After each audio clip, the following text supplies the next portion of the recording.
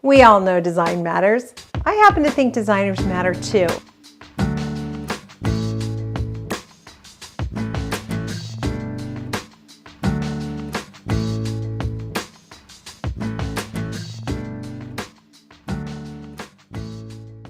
Hey everybody, this is Business of Design, episode 107. I'm so glad you're here. Time for us to have a little conversation. I've been thinking about learning and learning new things. I am currently taking improv, and I'm terrible at it. I'm the worst one in my class. I'm not just imagining that I'm the worst one in my class. I actually think I am the worst one in my class. It's not a very nice feeling to really be bad at it, but I'm determined to get better. I'm also taking Spanish. I've taken Spanish for years. I took Spanish in grade school and junior high and high school, but I've never been able to break through and actually be able to be fluent in Spanish. So I'm taking Spanish again. In both of those things, in Spanish and in improv, I'm really not very good. It doesn't come naturally to me. I'm struggling. And I noticed that I'm very kind and forgiving to myself because I'm not good at those things. In other words, I don't have an expectation that I should know how to do those things. I understand that it's amazing that I'm even trying, right? I give myself a lot of props for just even showing up and trying, particularly improv, because it can be sort of humiliating to suck at improv. When it comes to a design business, though, I entered the field thinking that I should know things because I went to school. I've been trained. So I should know how to manage clients. I should know how to manage projects. And that thinking held me back for so many years. For one thing, it made me embarrassed to ask for help. But when I finally was so broken and beaten, and I finally did ask for help, I ran up against other design professionals who also felt like they should know something. And rather than saying, I don't know, I'm also dying, they gave me an answer that wasn't sufficient. It's really helpful to get yourself to a place where you can acknowledge that I don't know how to do this, but somebody does. And I can take some classes and I can get better at this. And some things are easy to get better at. I would say getting better at being a designer is actually fairly easy if you're willing to be brave. In improv, getting better is fairly easy, but I have to be very brave. I have to be on stage with someone who's a stronger actor than I am, and I have to be willing to do a poor performance. It's also true with interior design. I have to be brave in the face of clients, in the face of trades, in the face of suppliers. Brave enough to set the rules that work for me, and then brave enough to stick to those rules. When I first started out in 1991, I just wanted to create beautiful spaces, and equally important, I wanted to make my clients happy. I desperately wanted to make my clients happy. So whatever they asked me, if I had it within my power to do it, I would say yes, no matter the request. Hey, Kimberly, can we meet Saturday morning at 7 a.m. before the kids are awake? Sure. Hey, Kimberly, can you come over Sunday night at 10:30 p.m. after the kids are in bed? Sure. Hey, Kimberly, we're not really comfortable with a retainer, so can we just pay as we go? Sure. I did all of those things and more in an effort to make my clients happy. The surprising thing was, none of those things actually made my clients happy, and they made me miserable. In this episode, then, I thought, wouldn't it be interesting to consider the lessons I learned from the very first client? Now, I'd love to tell you that the minute I learned the lesson, I got it, and I changed gears, and I got better. Oh no. I had to learn these particular lessons over and over and over again. But that very first client did give me an opportunity to change course. I didn't change course, but she did give me the opportunity to change course. I hope you'll be able to relate. I definitely can relate to you guys when you write in about what's going on in your careers, in your lives. And I thank you so much for that support. Let's check in with Cheryl Horn, and I will get right to lessons I learned from my first client.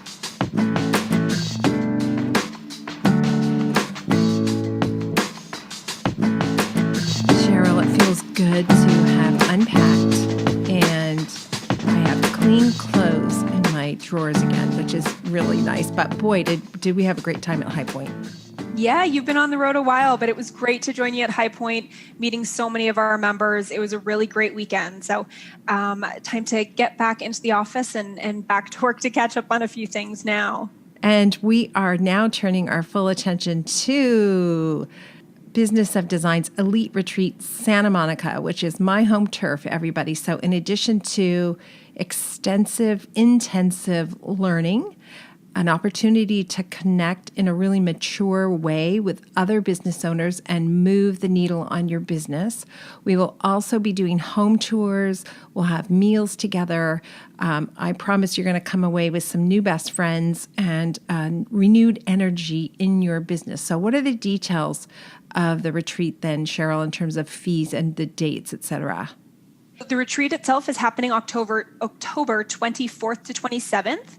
But if you sign up this week before April 15th, it's only 50% down to register. So the full trip is $28.99. But again, before April 15th, it's only 50% down to sign up. So full details are on the website. And I love that so many of our initial signups were attendees who joined us at last year's retreat. Yeah, it was really worthwhile, and some of the highlights for me were just the breakthroughs that people had about their businesses, and those moments where we found ourselves just sitting on the grass, talking in a really vulnerable way. There were some tears, there was some hugging. Like, it was pretty cool, right?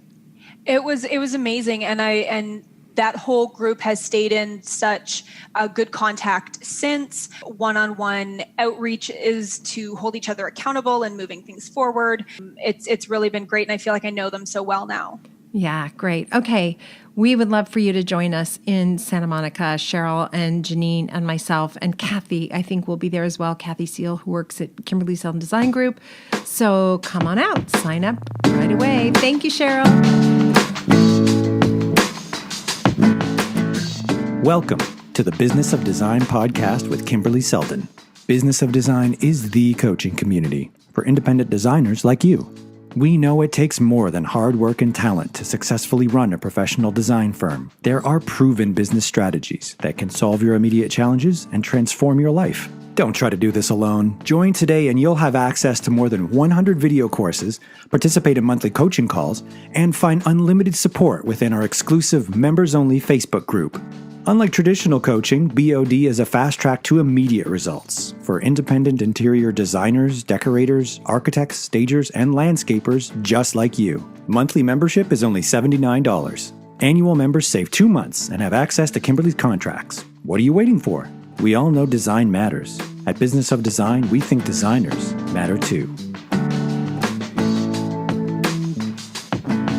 When I started my business in 1991, I was so excited to be unleashed on the world. My first career was in television, and I had grown kind of bored and tired with it and thought, this is going to allow me to be master of my own ship. I can make the rules. I can make a lot of money. I can take time off whenever I want. I had so many grand ideas about how all that was going to work. And I was willing to work really hard to make it happen. And I was aware that I was going to have to, at least at the beginning, sacrifice some extra time to create this business that I imagined. I looked up one day and a decade had gone by, and I had to acknowledge to myself that not a whole lot had improved. I was making a little more money. I was working no fewer hours, I don't think. I had a few more clients, and I felt a little bit more like a legitimate designer. But I certainly didn't have anything that looked like a career. I think of that period of my business as the infancy stage. Infants don't know anything. They have to learn everything. You have to take care of them constantly. You can't leave them alone for a second. You're sleep deprived, but you're also deliriously happy. And you can run on that steam for a long time because this is something you've dreamed about, right? And then, of course, comes the toddler phase. And if you're a new mom and you have an infant, you might be thinking like I was thinking, which is, I can't wait until this baby can walk because my back is breaking. My baby's getting kind of heavy. I can't wait until he can walk or she can walk. Then things are really going to get a little bit easier. And if you are already at the stage I am where your kids are grown or past that toddler stage, you know what a joke that is, right? Like once they start moving, now you're chasing them. It is so much harder. Toddlers are insatiable. They are completely unreasonable. They lose their minds over tiny things, and you try to reason with them, and they can be reasoned with. But mercifully, the toddler phase in life doesn't last very long, right? It's maybe a year. But the toddler phase of a business can last indefinitely. And for me, it lasted over a decade, which is embarrassing to say now, but that is the truth. I was in the toddler phase. I knew some things, but I didn't have enough information to run a mature business. So in fact, the infancy stage of my business wasn't the worst part. The worst part was the toddler stage because I had some information, but not all the information I needed. I was still working so hard, but I was constantly chasing the dream, right? And never quite succeeding. I kept telling myself, I'll just work harder, I'll work smarter, I'll give up weekends, I'll give up evenings, I'll give up vacation and holiday time. I can put in a second shift after the kids went to bed. I told myself that that would be temporary. And like I said, a decade later, I looked up and went, whoa, I'm still doing this. Like, what is wrong with me? I didn't know better. And when we know better, we do better, right? That very first client was during the infancy phase of my business, and I learned a lot, but only enough to bump me up to the toddler phase of my business, which is really where pain starts. In any case, here are some lessons I learned from that very first client. Number 1, I am the one who determines my value and worth. In other words, whatever I say my value and worth is, the client will react to that. The client will interact with that. And in my case, my very first client, I didn't have any idea what to charge. And so I did something which is humiliating to say out loud. I said, I will work for you and I will not charge you an hourly rate, but I will take 10% on everything you buy. Of course, she said, that sounds great. I mean, that sounds pretty good, right? Like, I will run around and do all kinds of crazy stuff for you, and I will bring you samples, and I will drive to your house, and I will have meetings, and I will take measurements, and I won't charge you a dime for any of that. Who wouldn't sign up for that, right? I'd sign up for that. And the result of me setting that value for myself is the client interacted with that value. Let me give you an example of what I mean. I would show up to meetings at her house and she would say, oh, hey, you're here. Hang on a minute. Go ahead and have a seat in the family room. I just have to finish a couple of things. And 20 minutes later, she would come into the family room and she'd say, great, let's get started. And then I found as we progressed, that time extended. So I would show up and she'd say, oh, I'm not quite ready for you. I have to finish making dinner. Come in the kitchen and we can talk while I'm getting things ready. And then we can go sit down in the dining room and have a meeting. So we would spend 45 minutes in the kitchen while she was stirring the soup and making dinner and cutting vegetables. And we'd be chatting superficially about the project, but not really getting anything done. And then we would move to the dining room and we'd have a hurried meeting so she could get back to the important things she was doing. And I would leave feeling somewhat uncomfortable, but not sure really why I felt so uncomfortable. This really hit home for me on the afternoon that I showed up for a meeting and she handed me her infant child, a beautiful little girl. I'll never forget it. And I had the overwhelming feeling that I wanted to cry because I had a beautiful little girl at home with a babysitter. And I knew this can't be right. I can't be sacrificing this precious time with my daughter so I could show up at this woman's house and hold her daughter. I knew it was wrong. I left that meeting really annoyed that she valued my time so little, she would hand me her child while she made soup. It took me a couple of years, maybe more than that, to realize she was treating me the way I asked her to treat me, What I said to her at the beginning was, I'm not worth anything. My value is $0. Use me as much as you want for $0. And she said, okay. For a long time, I was really stuck. What kind of a person does that? Why wouldn't she insist on paying me something? Or at a minimum, why wouldn't she respect my time and show up for meetings on time and ready to work? She didn't know that was important. She played by the rules I gave her. So it took a little while, but I finally realized none of that was the client's fault. It was all my fault. So lesson number 1, clients will value you based on what you tell them you're worth. That's partly about money, of course, but it's partly about all kinds of other things as well. Respecting time is one of those important things, right? The motivation of money, a high hourly rate, gets people to a meeting on time. So those two things can work hand in hand, which is lovely. Lesson number 2, clients respect my expertise when I do. One of the things I really hated always, in fact, I don't think I like it much now. I don't like when someone second guesses me, when I give them an expert opinion about their design project. And certainly when I started, that happened a lot. I would say, we could do this on the chair. And the client would go, oh, really? And that was all it took. She thinks there's something wrong with that choice. Maybe this isn't an upholstery weight fabric. Did I double check that? Maybe it's not enough rubs. Did I double check that? What is she thinking? Maybe plaid is out and flowers are in. Have I made some strategic error and the client knows but isn't saying? It's likely the client could tell I wasn't sure about what I was suggesting. And part of that is experience and age. I understand that. But part of that is also due to the fact that I said my value was nothing. And if my value is nothing, how can my expertise be worth something? My expertise, therefore, was also nothing. I felt that. And I transmuted that to my client, and I let that client know that in 1,000 different ways. So of course she second-guessed every single thing I brought her. I also brought so many options. We could do this, or we could do this. This could be nice. Oh, I would love to try this. This is fabulous.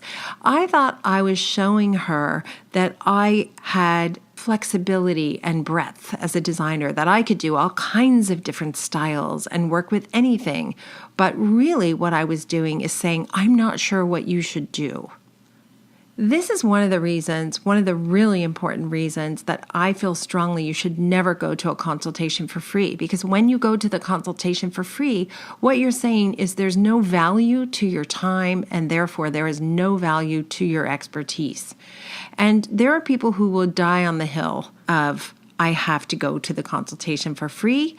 And I say, Godspeed. I hope it goes great for you. I only wish you success in your business. But if there's even the slightest opening here and you would be willing to try going to a paid consultation instead of a free consultation, I honestly think you will see a difference in the conversation you're going to have with the client, and particularly in the number of clients you convert from consultation clients to paid project clients. I think you'll see a huge difference.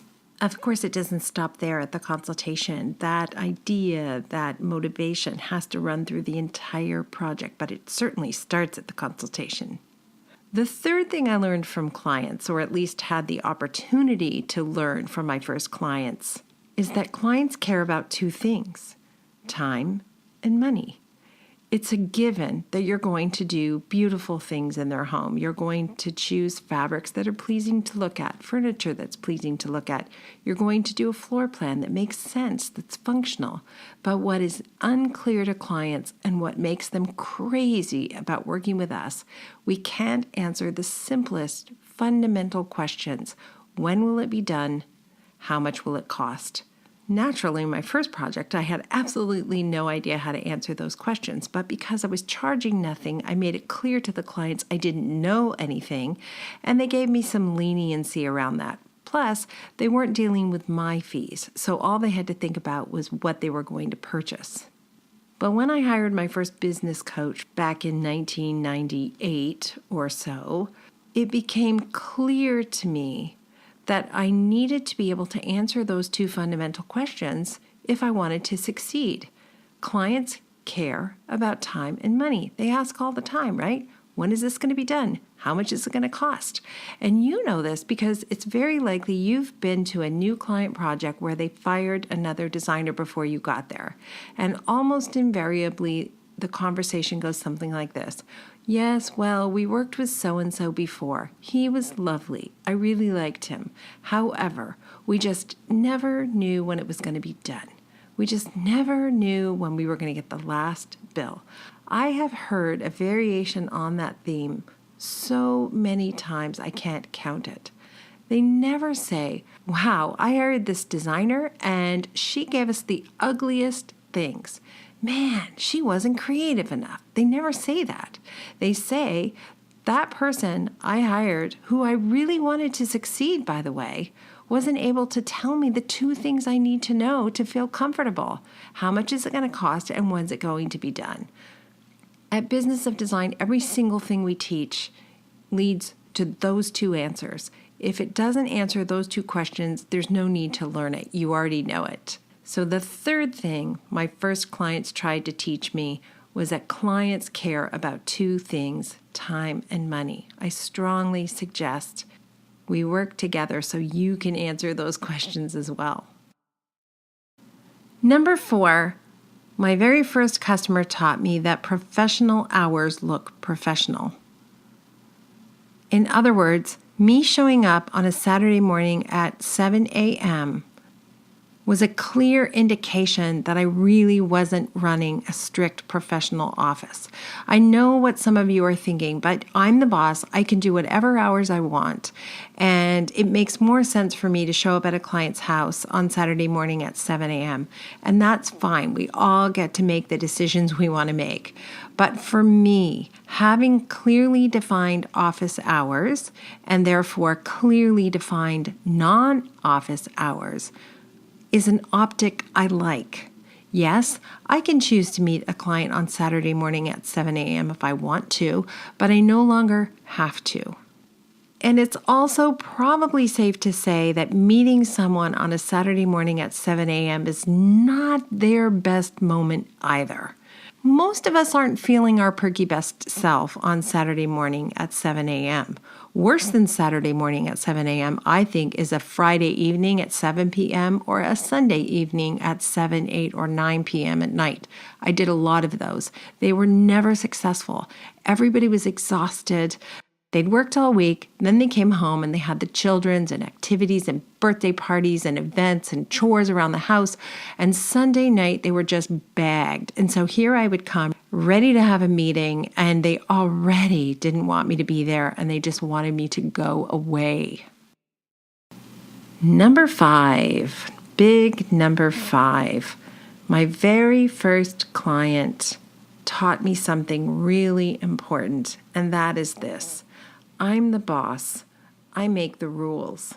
Now, granted, I made lousy rules in the beginning, not just with my first client, but with my first 20, 30, 40, 75 clients. I made terrible, terrible rules. The rules were punitive to me. They allowed my clients to get away with anything, including bad behavior like not paying me or not showing up to meetings on time. So the rules were lousy. The minute you realize that you're the boss and therefore you get to set the rules, you can have a liberating experience when it comes to running your business, because whatever isn't working for you can be changed and must be changed if you want to be happy and succeed. Think back to your experience of design school. How many of those people you went to school with are actually working designers? If you're like me and so many others I meet, the answer is very few. Think back to other designers, decorators, stylists, stagers, architects you've known in the past. How many of them are still doing that work? The answer is about half of them. They get out of the business because it's too hard. In fact, I would say they get out of the business because it's impossible to succeed with the tools they have in hand. Impossible. thankfully, we're all starting to have these conversations and share what we know, teach what we know, and the industry is starting to mature. I actually am beginning to see the seeds of that development. But of course, progress is never linear, right? 2 steps forward, 1 step back. There's still so much for us to do. But anyway, those are the 5 things those very first clients taught me or tried to teach me. Wherever you are on the journey, I hope you'll connect with us, join our community, and have those conversations that will really push you to the next level. You may be called on to be brave, but you can do it. If I can do it, trust me, you can do it. Have a great week, everybody. Thank you so much for being here. Thank you for being a part of the Business of Design community. If you love what you hear on the podcast, take the next step by signing up at businessofdesign.com. As our thank you, you'll gain access to Business of Design's 15-step project management strategy, a free introductory course which includes 3 Business of Design systems you can implement for immediate results. And when you're ready for success, a Business of Design membership, monthly or annual, will dramatically improve your business and your life. What are you waiting for? Together we will achieve extraordinary results. Start today.